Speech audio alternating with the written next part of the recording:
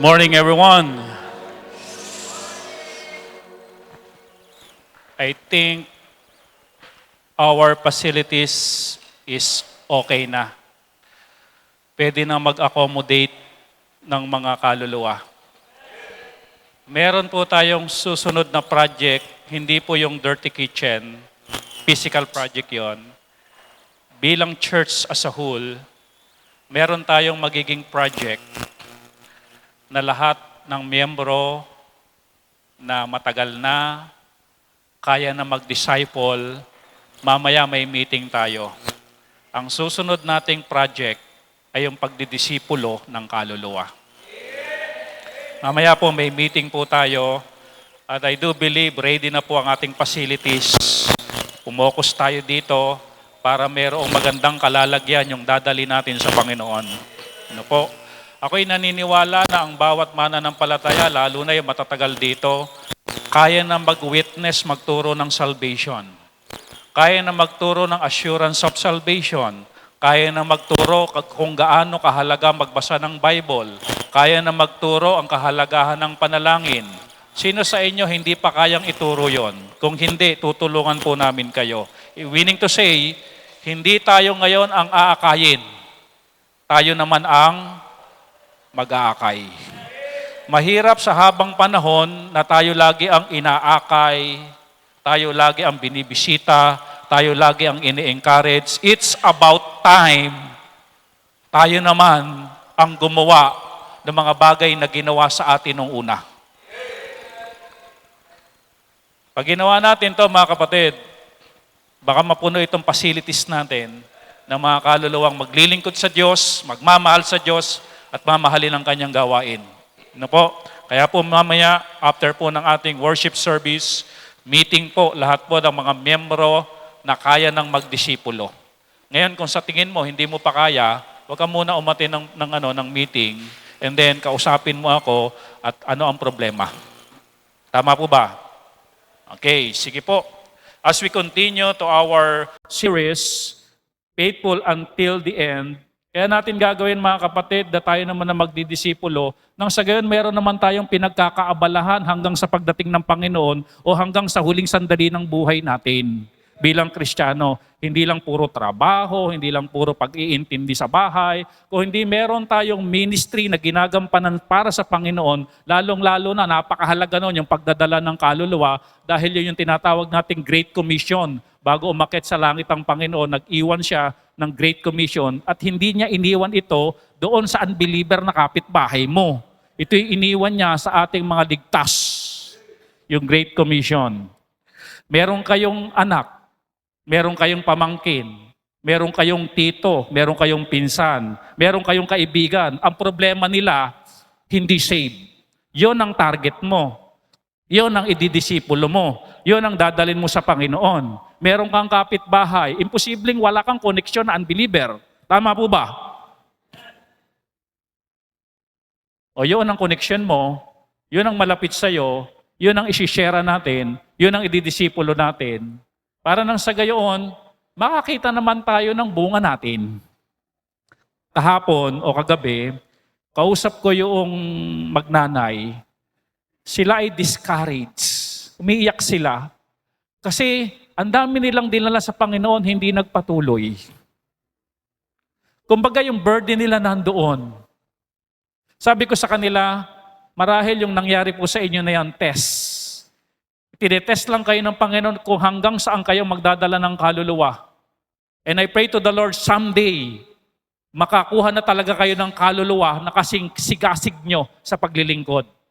Keep on. Sabi ko sa kanila, keep on. Sinusubok lang kayo ng Diyos na someday baka kakuha rin kayo ng kaluluwa at masasabi niyong bunga na kahit wala na tayo magpapatuloy. O kaya kinuha na tayo ni Lord. Hindi yung nawala sa church ha. O yung kinuha na tayo ng Lord. Nagpapatuloy, naglilingkod. Kay sarap kayang makita na may bunga ka nasa choir. Kay sarap kayang makita ang bunga mo nagpipreach. Kay sarap makita ang bunga mo nag-a-usher doon. Kay sarap makita yung bunga mo nagdadala ng microphone dito. Kay sarap makita na yung bunga mo nandun sa audio. Talaga nakapokus, di natutulog. Focus naman yung apat doon. Parang kulang kayo dyan. Ano? Di ba apat kayong hinagis dyan? Parang 5 kayo ngayon Kailangan ng bunga. Kumbaga, ilang taong ka nang nakatanim at puno ka na. Pag hinanapan ka ng Diyos, puro dahon. Walang bunga. Dapat po may bunga. Tama po ba? Maraming ganyan dito sa church. Marami silang dilala, pero discouraged sila, hindi nagpatuloy. Okay lang yon. Mahalaga, nagdadala ka ng kaluluwa sa Panginoon. No?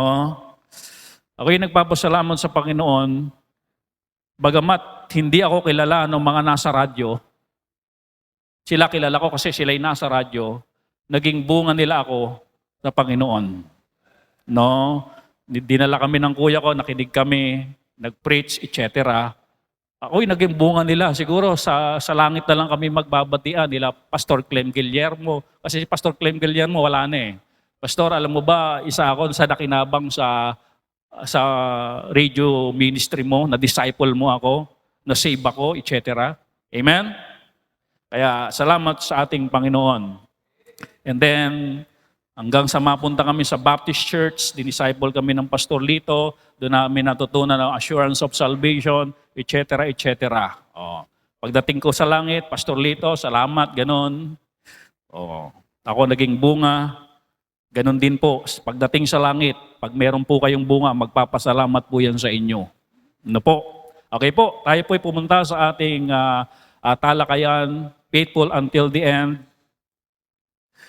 Di ba? Ang pagdadala ng kaluluwa hanggang sa katapusan. Tayo po tayong lahat, tayo po'y mananalangin muna. Ama naming Diyos, kung minsan nagdadala kami ng bisita, kung minsan ang nadadala namin bisita, iba motibo, kaya kung minsan nawawala rin talaga. Pero hindi kami titigil, Panginoon, sa pagdadala ng kaluluwa sa inyo dahil yun ang mandate nyo sa amin. Someday, Panginoon, we pray, Panginoon, na pagkalooban kami talaga na ang good fruit, mabuting bunga.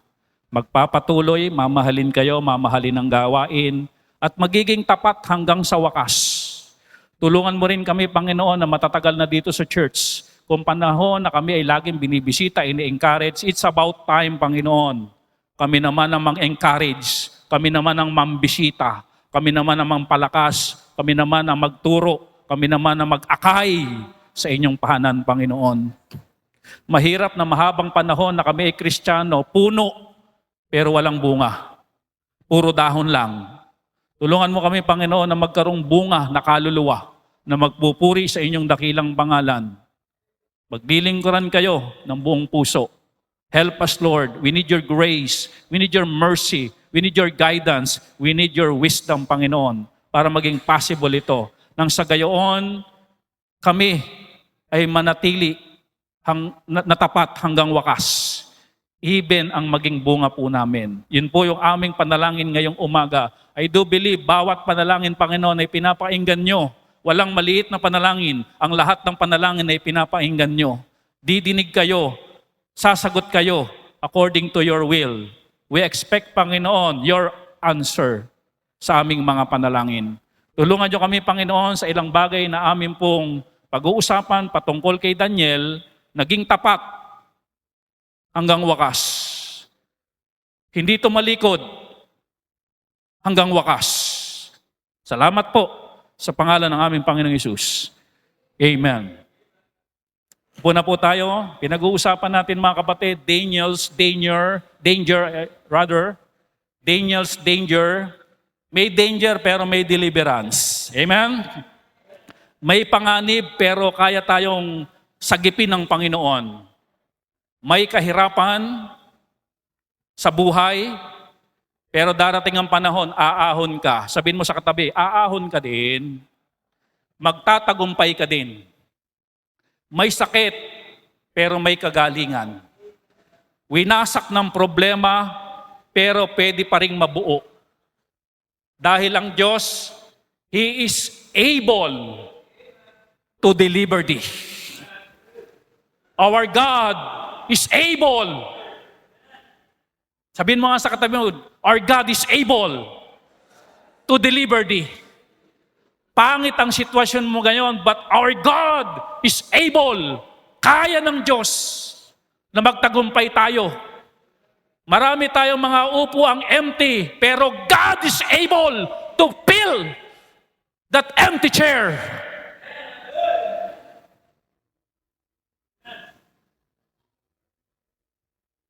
Punong-puno tayo ng pag-aalala, takot, pero kaya tayong haplusin ng Panginoon ng kapayapaan ng ating puso't isipan sa kabila ng mga problema. Inaantok tayo ngayon, kaya tayong gisingin ngayon ng Diyos. Pakita, tingnan katabi. Pagod tayo, pero kaya tayo bigyan ng Diyos ng kapahingahan. Nagpe-fail tayo, nagsusubok tayo ng kung ano-ano, bumabagsak tayo, parang hindi tayo nagtatagumpay ngayon, parang ang backup ng Panginoon ay wala pa, pero dadating ang backup ng Panginoon. He is able to deliver thee. Meron akong ka-chat nung isang araw, nagkaroon ng problema ang kanilang pamilya. Sabi niya, Pastor, salamat po sa preaching nyo, na bago ngayon ang pananaw ko. Ang tingin ko ngayon sa sitwasyon namin, purpose, hindi problem. Amen? Because our God is able to deliver us, anuman ang ating tayo sa buhay. Ngayon, under that, pinag-uusapan natin, the king's panic. As we continue, Daniel chapter 6 verse 19, ganito po ang nakalagay. Then the king arose very early. Itong si King Darius hindi po nakatulog dahil inilagay na si Daniel sa lion's den. Gumising siya ng napakaaga and went in haste unto the den of lions. Meaning to say, mga kapatid, itong si King Darius, dahil si Daniel na tapat niyang lingkod ay nandoon na sa kulungan ng leon, unang-una, hindi siya nakatulog. No? The king pacing all night, couldn't sleep, couldn't eat, couldn't rest. Sa Tagalog, hindi nakatulog, hindi nakakain, hindi nakapagpahinga. Dahil meron siyang inaalala, dahil meron siyang inaalalang maling desisyon na ang naapektuhan si Daniel. Oh, listen to this. The best way to have a good night is to keep a good conscience. Brother Kyle, masarap makatulog. Di ba pagod na pagod ka? Pero alam mo na wala kang inargabyadong tao. Hindi ka nandaya. Wala kang kasalanan na ginawa. Wala kang inabuso. Wala kang pinaringgan na tao. Yung bang, may mga taong ganyan yung bang iinisin ka. Wala kang ininis na tao. Masarap makatulog mga kapatid kapag ikaw ay mayroong good conscience. Alam nyo, nag-research po ako. Ni-research ko yung sinasabi ng ibang mga preacher na kapag daw ang tupa nalagyan ng putik ang kanyang balahibo, hindi siya, balisa siya. Tinignan ko kung totoo nga. Ni-research ko. Ayoko kasi yung sabi-sabi lang ko minsan Ni-research ko. Alam niyo po ba kung anong lobas sa research ko? Next Sunday, sasabihin ko. Ito po ang lumabas. Ang nature pala talaga ng tupa, pag nalagyan ng putik, balisa siya. Balisa siya. Another thing na ginagawa ng tupa, pag nalagyan ng putik ang kanyang balahibo, humahanap siya ng puno, ikakaskas niya. O kaya naman kung wala naman puno na available, nakakita siya ng mga bato-batuhan, ikakaskas niya pa rin.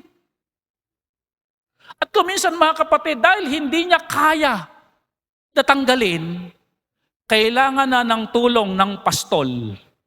Are you with me? Dahil ang pastol lang ang totally kaya siyang linisin.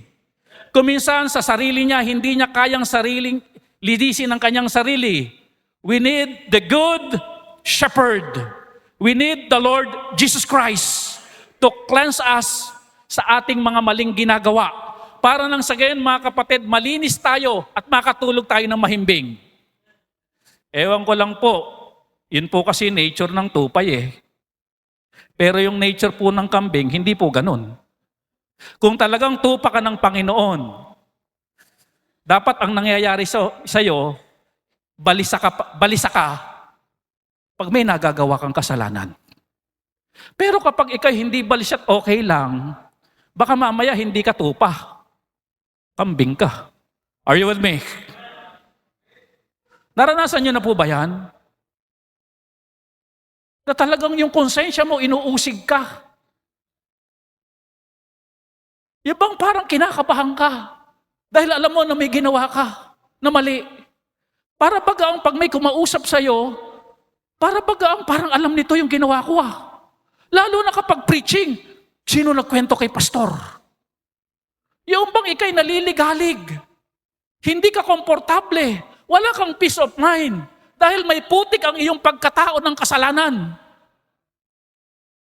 The best way to have a good night is to keep a good conscience. Yung bang kahit sa piling ng saging, kaya mong matulog, yun ang unan mo. Dahil meron kang good conscience. Pero kahit naka-aircon ka, masarap yung tulugan mo, malinis ang bahay, pero kung ikay tunay na Kristiyano at mayroong putik ng kasalanan ng buhay mo, I do believe makukonsensya ka.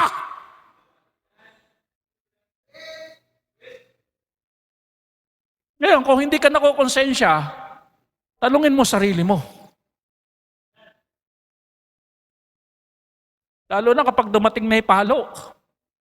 Nagigising tayo eh.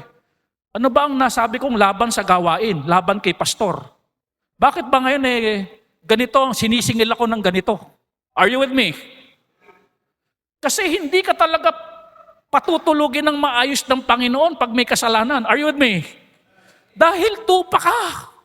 Nature mo, dapat walang putik.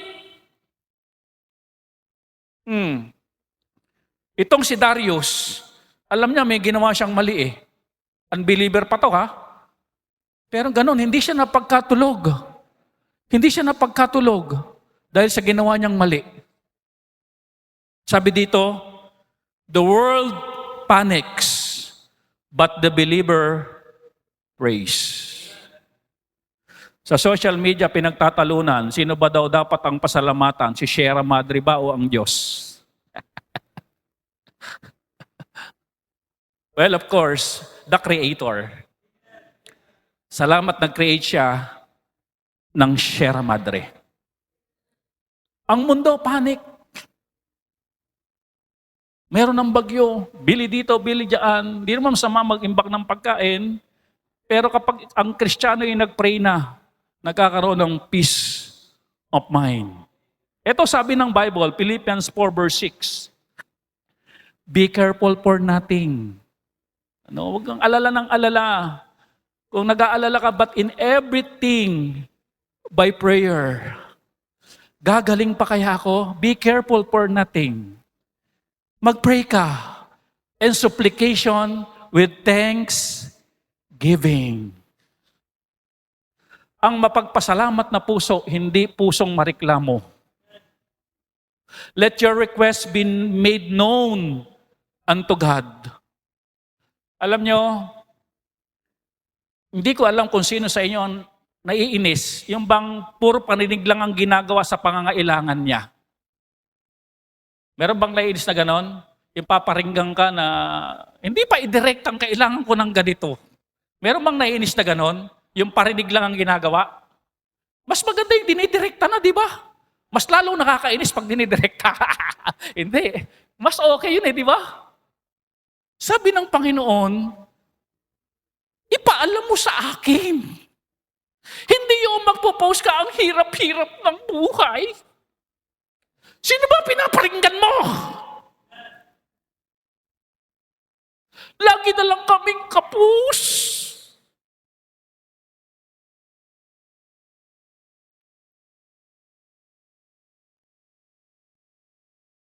Buti pa sila. Sabi ng Bible, let your request be made known unto Facebook. Facebook ba?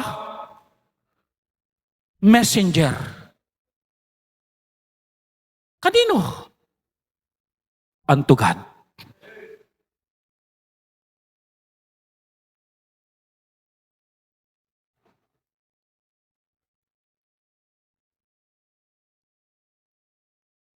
I talked to my wife. Sabi ko sa kanya, ang ministry, hindi puro emosyon ang gagamitin mo. Doon tayo sa absolute truth. Are you with me? Bakit sinasabi ng Bible, be careful for nothing? Huwag kayo masyadong nagugulumihanan kasi may nanggugulumihanan sa puso't isipan natin. May dumadating nagugulo ang puso't isipan mo. Be careful for nothing. But in everything, by prayer and supplication with thanksgiving. Buhay ka pa. Ang hirap ng buhay, meron ka pang pwedeng pasalamatan, buhay ka pa nga eh.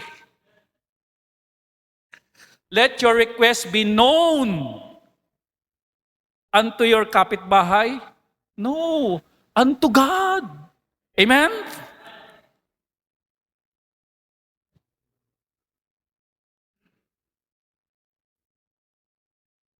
Ano dadating? And the peace of God, which passeth all understanding, shall keep your hearts and minds through Christ Jesus. Talsik ang panic. Talsik ang worry. Talsik ang fear. Lalagyan ng Diyos ng peace. Ang ano? Your hearts and minds. Yung dating ganun ang kabog ng puso at kung ano-anong pag-aalala na sa isip, iingatan ng Diyos yan. Pakakalmahin ng Diyos yan. At kakargahan ng Diyos ng peace, ng kapayapaan.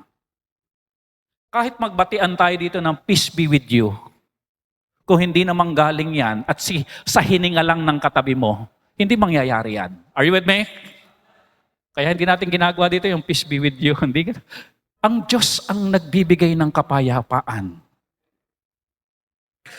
The one in the palace was troubled, but the one in the pit was trusting. Hindi nga may nabasa ba kayo nang inihahagis na si Daniel sa kulungan ng leon, pumapalag at takot na takot, agwag, wala. Mapayapa nilang hinulog si Daniel at yung hinulog nila mapayapa ding nahulog sa kulungan ng leon. Eka nga siguro Daniel, mga 80 to 85 si Daniel dito, sa tandang ako ngirit at ako patatakutin nyo. Marami na akong karanasan kung paano ako i-deliver ng Panginoon. Close ako sa Panginoon, ako patatakutin nyo. Are you with me? Close ako sa Panginoon, may peace of mind ako. At iniingatan ng Panginoon ang aking puso't isipan. The one in the palace was troubled, but the one in the pit was trusting. Okay. Susunod po mga kapatid, medyo mayroong tinatawag na dramatic approach itong verse na ito. Medyo madrama po ito. Okay. Daniel 6:20. Di gumising ng maaga, hindi napagkatulog eh. At pagkagising ng maaga, anong ginawa niya? Pumunta na, tumakbo, sabi, and went in haste unto the lion's den. Talagang tumakbo itong si King Darius papunta sa kulungan ng leon. At nung pagdating sa kulungan ng leon, medyo dramatic po ito eh. And when he came to the den, that is anxious approach. Yung bang dumating siya doon, na dalawa ang kanyang nararamdaman. Ano nararamdaman niya? May halong takot at pag-asa. Di ba? Kaya niya pinuntahan ng maaga, nakain kaya? O iniligtas ng Diyos niya? Dalawa yung nasa puso niya. Both fear and hope. Nung paglapit niya sa lion's den,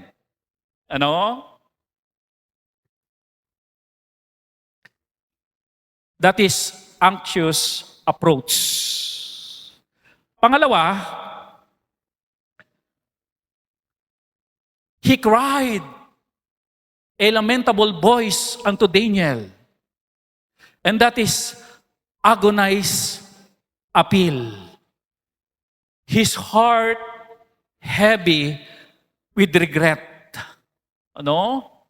Sabi ka doon, yung bang maiyak-iyak pa. Sabi no, yung bang nagsasalita na medyo nanginginig pa. No? Daniel, buhay ka ba dyan? Are you okay? Alam niyo yung mga kapatid, yung pag nagsasalita na alam mong may bigat na pinagdadaanan. Iba yung normal na usapan eh. Pero yung may kausap ka na mayroong mabigat ang daladala, nararamdaman yun eh. Yung approach sa'yo, yung apila sa'yo, ramdam mo yun eh. Hindi kayang itago kapag mabigat ang nararamdaman ng isang tao. O tignan nyo katabi nyo. Tignan nyo sa mata, window daw yan ang nararamdaman sa loob. Meron ba siyang mabigat na dinadala? O yung tiyan niya ang mabigat?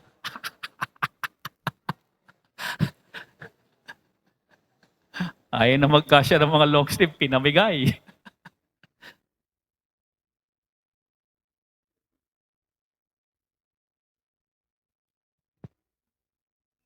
Alam niyo, ganyan eh, paparusahan ka talaga ng wrong decision.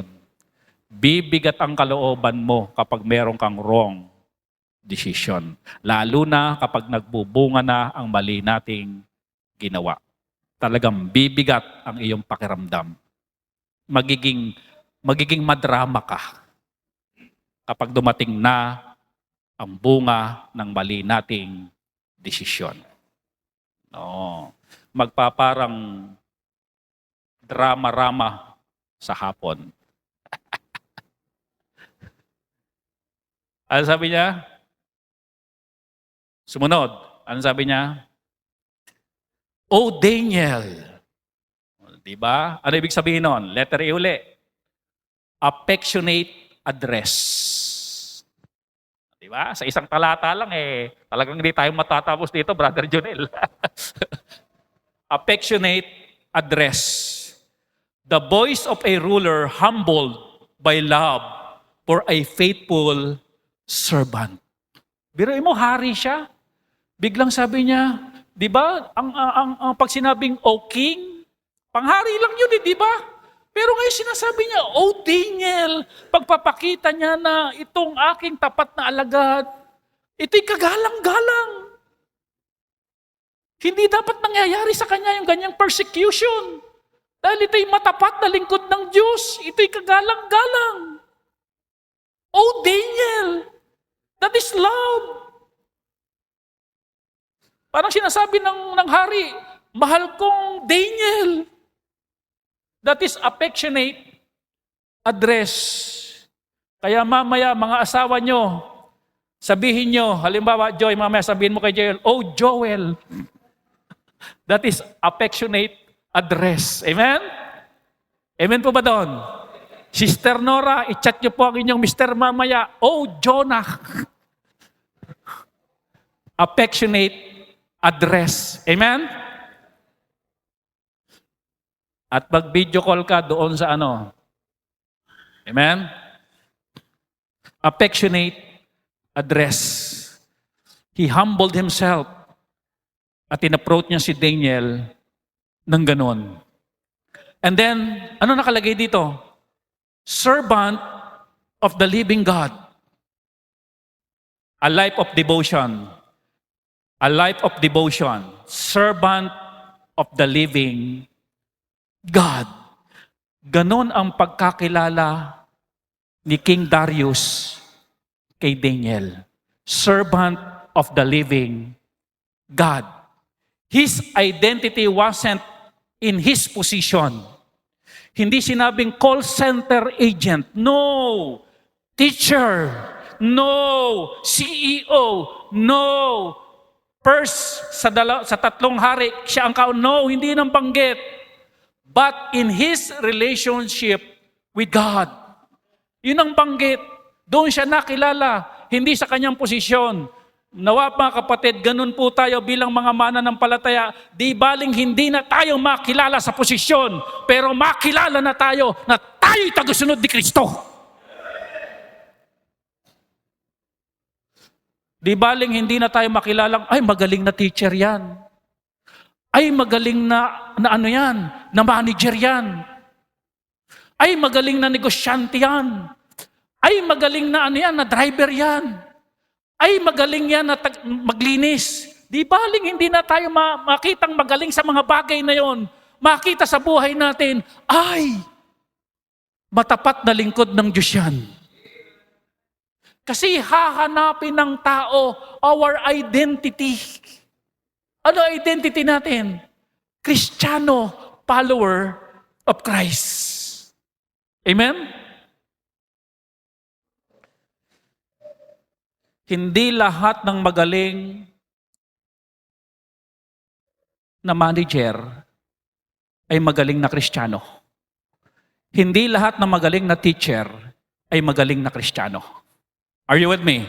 Hindi lahat ng magaling na construction worker na kayang pagandahin ito at lagyan ng kung ano-anong ilaw ay magaling na Kristiyano. Are you with me? Nawa mga kapatid, mag-focus tayo sa ating identity that we are Christian. Si Daniel, ang pagkakilala sa kanya ng hari, servant of the living God. That is a life of devotion. Hindi po lahat ng magaling na call center agent ay magaling na Kristiyano. Hindi lahat ng magaling na estudyante ay magaling na Kristiyano. Hindi lahat ng magaling na tatay ay magaling na Kristiyano.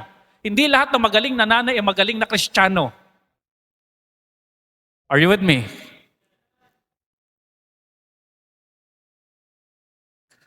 Dahil kuminsan ang galing, ang bumabasa lang tao. Are you with me? Pero kapag Diyos na ang bumasa, there's something wrong. Pangalawa, steadfast in service. That is faithfulness even forbidden. Sabi ganoon, is thy God whom thou servest continually. And that is steadfast in service. Faithfulness even when forbidden. Yung bang ganon? Tapat si Daniel na mag-pray pa rin kahit ipinagbabawal na. Amen?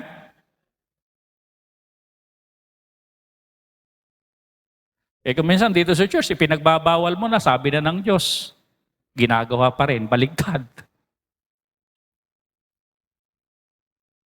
Ito, bawalin mo sa ginagawa niyang tama, hindi siya papatinag. Is thy God whom thou servest continually. And then panghuli, able to deliver thee from the lion. And that is standing as a sample. Daniel's consistent character made even a pagan king acknowledge the true God. No? Alam nyo, mga kapatid,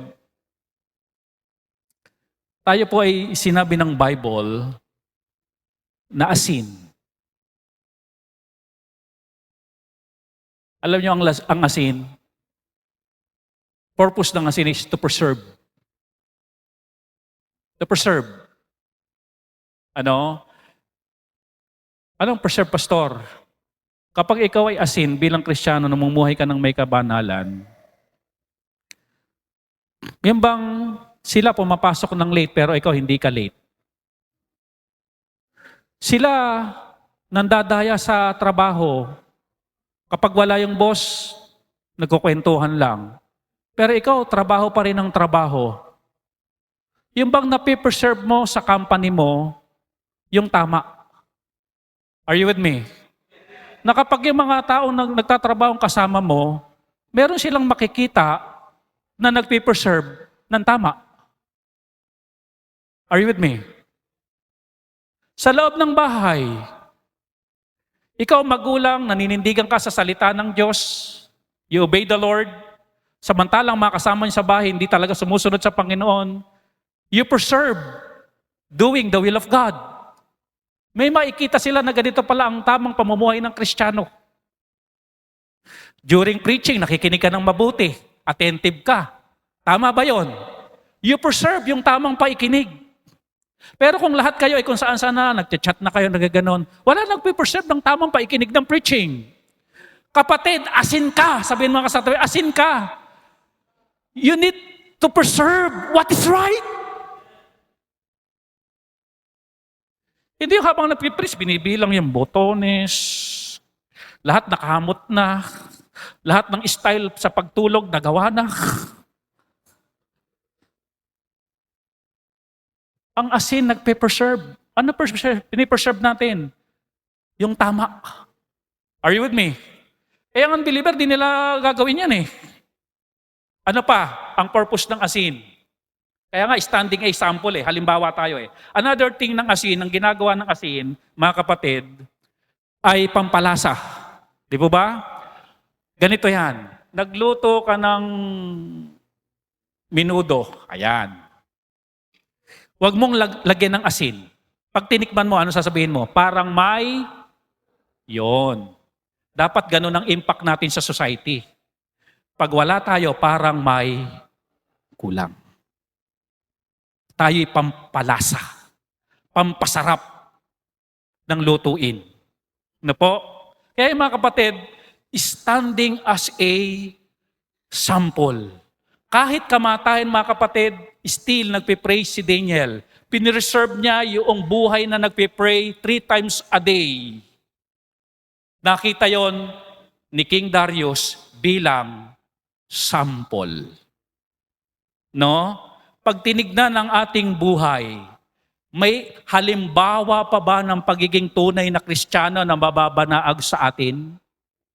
Nawa mga kapatid, meron. Meron. Standing as a sample.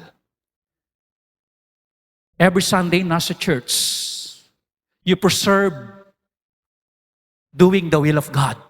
Every prayer meeting, you attend prayer meeting, you preserve doing the will of God. Kaya kung minsan, pag wala ka, no? Sabi ng Bible, ang asin kapag nawala na ng lasa, ano ginagawa? Itinatapon na. Itinatapon na. Ano ibig sabihin natin doon mga kapatid?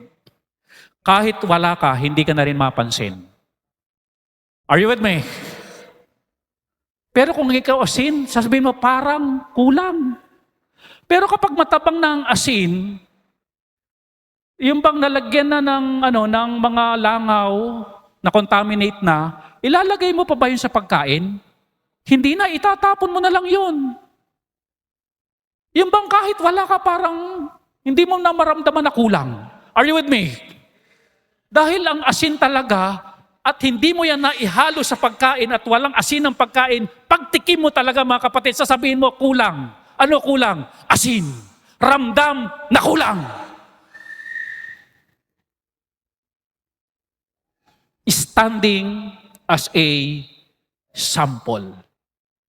Daniel's consistent character made even a pagan king acknowledge the true God. Grabe itong Daniel na ito, kahit patay, papatayin siya. Naglilingkod pa rin sa buhay na Diyos niya.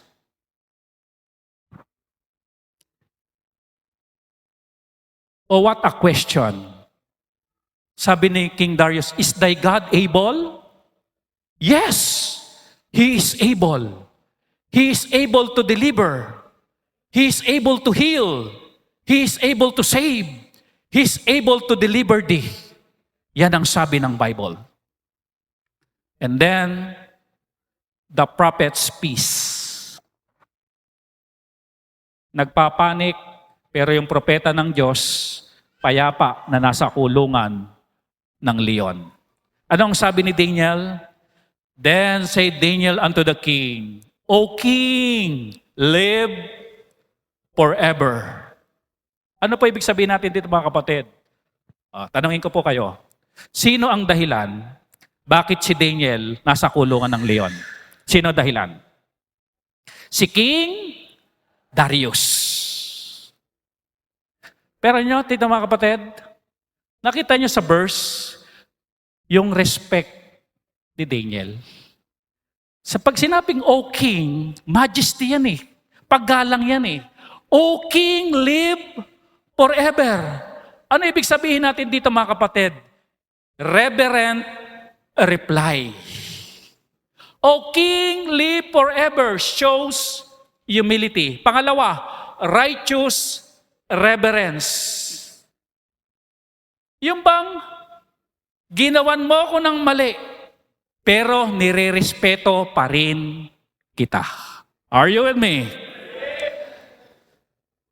Kahapon, nag-prayer meeting kami doon. At hindi ka lalago kapag hindi ka saturated ng Word of God.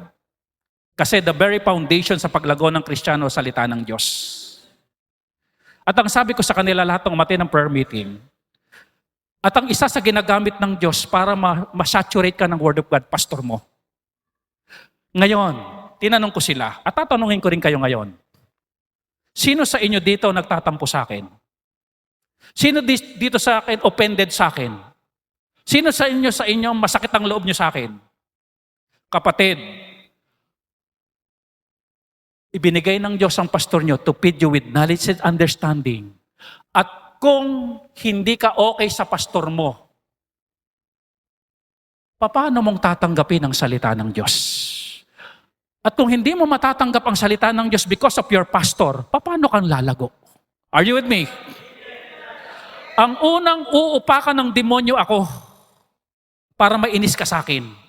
Kasi ako ang ginagamit ng Diyos daluyan to feed you with knowledge and understanding. Kaya kung may problema ka sa akin, magkakaproblema rin ang espiritualidad mo. Anong dapat? Learn to forgive your pastor. Are you with me? Yan ang turo ng Bible. Sabihin nyo, Panginoon, pinapatawad ko na po yung sigaw na yan dahil hindi niya alam ang kanyang ginagawa. Minsan wala, hindi ko naman sadya eh. Are you with me? If you have something sa akin, talk to me. Lalago ka kapag naayos tayo. Are you with me? Pero ka-preaching ako ng preaching dito. Ako na lang pinata. Lalago ka niyan? O hintayin mo na lang ako mamatay, iba ng pastor dito. Ang tagal nun. Mabubuhay pa ako ng 300 years.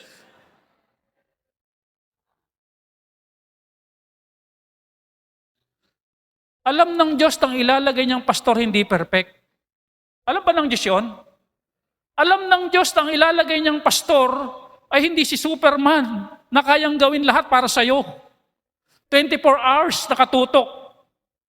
Hindi kaya yun. Alam ng Diyos yun. Magpe-fail ang pastor, magkakamali ang pastor dahil tayo tao lang at pwedeng tuksuhin ng diablo at saka ang punteriya dito sa church. Dapat intindi natin yon. Support and pray for your pastor. Hindi ka lalago dahil ang growth, faith cometh by hearing and hearing by the word of God. Paano mahuhubog ang faith mo? Yung pinapainggan mo na taga-deliver ng word of God, may problema ka. Are you with me? Hindi ka lalago. Ikaw ang kawawa. Walang maturity. At kapag walang maturity, hindi magbubunga. Walang fruit of the Spirit. Joy, love, peace, long-suffering. Laging masama ang loob. At hindi komportable ang pamumuhay. Kaya kung meron kang issue sa akin, talk to me. Usap tayo. Gusto ko lumago ka. Are you with me? Sinabi ko na yung kagabi sa prayer meeting. Tingnan niyo po ito mga kapatid. Si King Darius ang dahilan kaya siya inulog sa leon. Pero grabe pa rin ang respect nitong Daniel na ito. Sabi niya ganoon. Balik tayo verse. Sabi niya ganoon. Then said Daniel unto the king, O king, live forever. Hindi sinabi ni Daniel, ikaw ang dahilan kaya ako nahulog dito, mamatay ka na. Hindi ganun ang wish niya. Ang sabi niya, live forever. Mabuhay ka rin ng 300 years katulad ni Pastor Bernard. Ganun ang prayer niya. Are you with me? Ginawa ng masama, pero grabe pa rin ang respeto sa authority. Are you with me? Kahit binangag ka ng nanay mo, yan ang authority mo. Respect your authority. Kung la-open ka sa pastor mo, yan ang iyong authority. Respect, forgive. Though wrong by the king's decree, Daniel still honored his authority. Ano pa? Pangatlo, remarkable restraint. Ano nakalagay dyan? No bitterness. No blame. Only respect. Nako, kung lahat ng miyembro ganito, yung hindi nasisisihin, Pastor, ginanito mo kasi ako eh. Pastor, ganito kasi ginawa mong desisyon eh. Kung lahat ng miyembro ganito, praise the Lord. Amen? Walang bitterness, walang biniblame. Only what? Respect. Kaya itong si Daniel, faithful until the end. Pinireserve ni Daniel yung good character ng pagiging Kristiyano. He preserved kasi asin siya. Ngayon, kung nawiwindang na tayo to preserve the good character, balikan natin. I-work out natin yung good character na hindi kayang banggain ng anumang sitwasyon. Hindi kayang banggain ng anumang offend. Remarkable restraint. Yung bang offend o layuan mo ako. Lumayas ka, offend. Remarkable restraint. No bitterness, no blame, only respect. Ang sabi dito, a godly heart honors even imperfect leaders because it ultimately honors God. Hindi, mga kapatid, nagkamali ang Diyos na protektahan si Daniel sa mga leon. Dahil ang ganda-ganda ng kanyang ugali. Sabihin niyo nga po, magandang ugali. Grabe yung miracle ng Diyos kay Daniel. Kapag nga pinag-usapan natin, Kyle, yung mga susunod na verses, nung inihulog na yung mga nag-akusa kay Daniel, abay hindi pa sumasahid sa lupa, pinagwawagwagan na ng leon. Talagang ginutay-kutay ng leon. Pero ito, dahil na-preserve ni Daniel yung good character ng pagiging Kristiyano, pagiging asin, in-honor ng Diyos. Are you with me?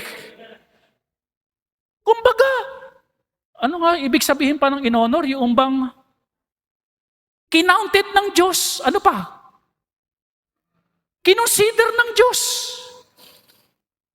Nagpadala ang Diyos ng anghel, isinara ang mga bibig ng leon. Abay, napaka-espesyal. Ano lang ginawa ni Daniel? He preserved his good character. Respect. Kasi ino-honor ng Diyos yung godly heart. Tingnan nyo to si King David. Example. Hinahunting siya ni King Saul, papatayin siya. Anong sabi ni David? That's not the anointed. Sabi ni David sa kanyang mga kasama, that's not the anointed. Respect the leader. Respect the anointed. Turo ng Bible, turo po ng Bible. Ito mga kapatid, hinahunting si King David dito para patayin na. Hindi pa nga dumadating mga kapatid na hinahunting kita para patayin kita eh. Gusto mo bang humantong pa doon? Are you with me? Di ba hindi pa ganun? Ito hinahunting na para patayin siya. Pero nandun pa rin yung respect niya sa mga anointed, sa leader niya. Huwag niyong galawin yan. That's not the anointed. Ito mga kapatid, example sa Bible, kasukdulan ito. Meaning to say, possible, kaya ng Kristiyano na gawin ito, na even nagkamali ang pastor, still, pwede pa rin i-respect. Turo ng Bible, hindi. Sabihin nyo nga po, turo ng Bible, hindi. Turo.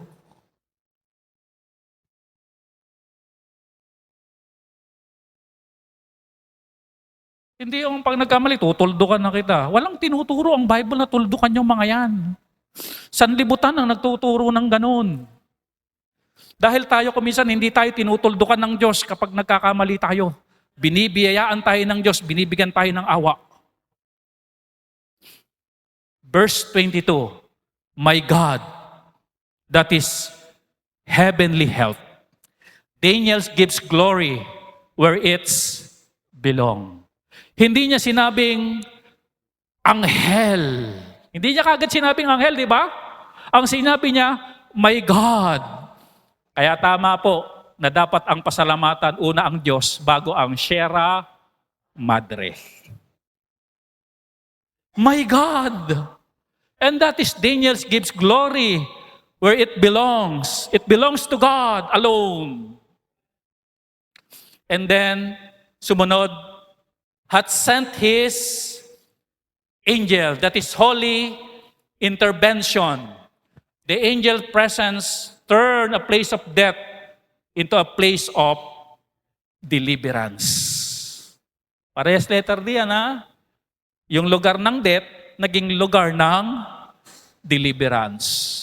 Yung bang sitwasyon mo ngayon ay parang pampatay na? Are you with me? Yung bang trabaho mo ay parang pampatay na?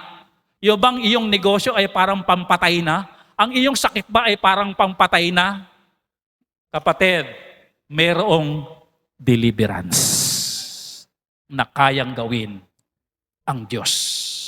Another thing, and hath shut the lion's mouth, that is halted harm. God didn't remove the lions, He restrained them. Hindi naman noong paghulog ng mga tao kay Daniel sa lion's den, ang ginawa ng Diyos, labas kayo mga leon, para hindi makain si Daniel. No, He restrained them. Alam niyo po ba, sabi sa pag-aaral, may mga cancer cell na talaga tayo, existing. Hindi naman inaalis ng Diyos yan eh. Ano lang ginagawa ng Diyos? He restrained. Are you with me? Huwag matrigger. Huwag lumala, huwag dumami. Kapatid, nawawala ba problema? Hindi naman, lagi naman nandyan yan eh. Pero kung minsan pinipigilan ng Diyos na lumala pa. Nandyan naman yan eh. Inaalis ba ng Diyos yung nakaka-open sa church? Tingnan nyo katabi nyo. Hindi naman kung minsan inaalis yan eh. Ang itinuturo ng Diyos, how to overcome yung mga taong nakaka-offend. Amen? Inaalis pa ng Diyos yung mga taong nakaka-bless? Balanse ang Diyos. Amen? Ang preaching ba puro patama o may encouragement din? Amen? Kung minsan yung masasakit na salita sa preaching, hindi inaalis ng Diyos yan.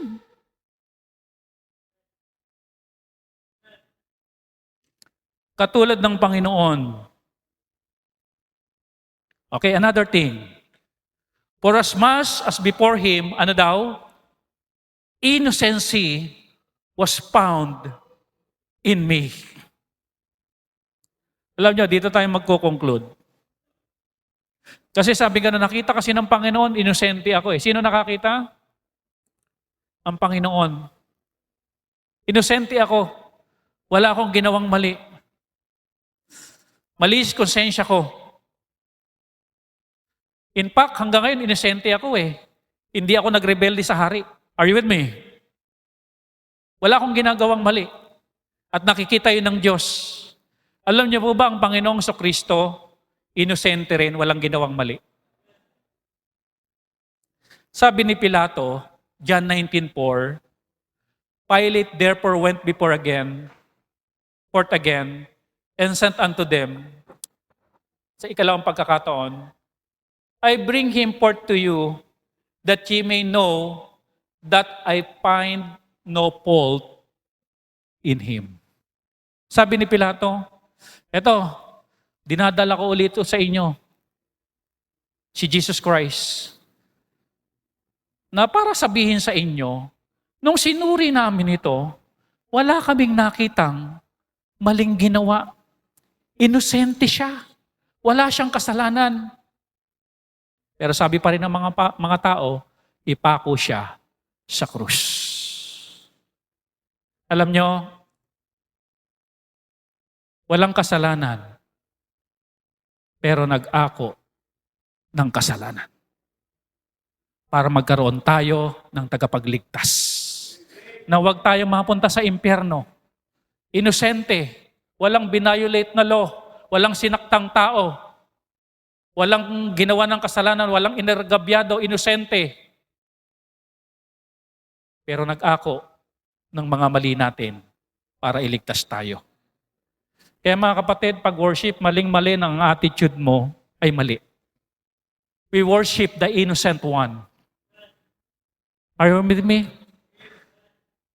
Namatay dahil sa ating mga kalokohan. Are you with me? Dahil sa mga pangit nating ugali. Dahil sa ating mga kabastusan. Dahil sa mga putik ng ating kasalanan. Yung inosente, pinasan lahat ng ating mga kalokohan. Are you with me? Ngayon, tayo na mga iniligtas ng Panginoon, nilinis sa kasalanan, maling-mali mga kapatid, na sumasamba tayo na mali ang ating puso. Dapat nasa tamang pagsamba tayo doon sa innocent one. At ngayon, mukhang hirap ko nang baguhin itong attitude ko. Huwag kang mag-alala. He is able to deliver thee. Tayong lahat, tayo mananalangin. Surrender sa Diyos. He is able. Saganang sa'yo, hindi mo kayang baguhin buhay mo o ugali mo. Only God can deliver you. Ama naming Diyos, salamat sa inyong salita. Purihin ang inyong dakilang pangalan. Pasalamatan ka sa inyong kabutihan. Kayo po na inosente, walang ginawang kasalanan. Inako lahat ng aming mga kalokohan. Ang aming mga kasalanan, ang aming mga pagre-rebelde, ang aming mga pagdi-disrespect. Salamat po, Panginoon, sa pag-ako nyon at pagbabayad ng aming kasalanan upang sa gayon magkaroon kami ng buhay na walang hanggan. Mabago ang aming buhay na hindi isang pitik bago buhay namin o hindi ito'y nasa progreso sa tuwing kami mag-aabay sa inyong salita at isusurrender namin ang mga pangit naming buhay. Doon nagkakaroon ng pagbabago at bunga ang aming buhay. Ang inyong salita ang foundation for us to grow. Dahil ikokorek kami nito, papaalalahanan kami nito, i-encourage kami nito. We need your word. And we need your guidance. At wala ang Panginoon na iba kayong ginagamit to spread your word, to preach your word. Kung hindi yung sinabi nyo na magbibigay kayo ng pastor to feed the flock with knowledge and understanding. Come on. God is able to deliver thee. Ano ang pinagdadaanan mo ngayon? God is able. Tanong yan ni King Darius, nailigtas ka ba ng Diyos mo? Able ba ang Diyos mo na nailigtas ka? Sabi ni Daniel, my God is able. Kaya kang tanggalin ng Diyos sa pangit na sitwasyon. Kaya ng Diyos na tanggalin ka sa pangit na attitude. Kung i-declare mo, sasabihin mo, Lord, help me. Isusurrender ko ito sa inyo. Pagod na po ako kakalaban sa inyong kalooban. Pagod na po ako kakasuntok sa inyong kalooban. Kakasipa sa inyong kalooban. I'm tired of doing that. Lord, isinusurrender ko na po ito sa inyo. I-deliver mo po ako, alisin niyo po ako sa ganito. Nang ako'y lumago, maging masayang Kristiyano, maglingkod sa inyo, at purihin ang inyong dakilang pangalan. Lord, i-bless niyo po ang bawat nakaluhod sa kanilang mga panalangin. In Jesus' name we pray. Amen.